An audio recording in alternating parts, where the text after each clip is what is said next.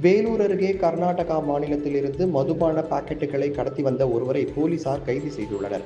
வேலூர் மாவட்டம் பேரணாம்பேட்டை அடுத்த பத்ரப்பள்ளி மலைப்பாதை வழியாக ஆந்திரா மற்றும் கர்நாடக மாநிலத்தில் இருந்து நாள்தோறும் ஏராளமான வாகனங்கள் தமிழகம் வந்து செல்கின்றன. இந்நிலையில் கர்நாடகா மற்றும் ஆந்திரா மாநிலங்களிலிருந்து போதைப் பொருட்கள் கடத்தி வரப்பட்டு தமிழகத்தில் விற்பனை செய்யப்படுவதாக வேலூர் மாவட்ட மதுவிலக்கு போலீசாருக்கு தகவல் கிடைத்தது.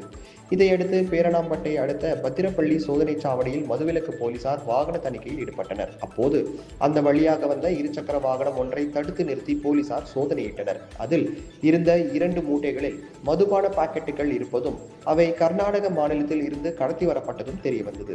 இது தொடர்பாக பேரணாம்பட்டை அடுத்த கள்ளச்சேரி பகுதியை சேர்ந்த அருண்குமார் என்பவரை கைது செய்த போலீசார் மூட்டையில் இருந்த 520 மது பாக்கெட்களை பறிமுதல் செய்தனர்.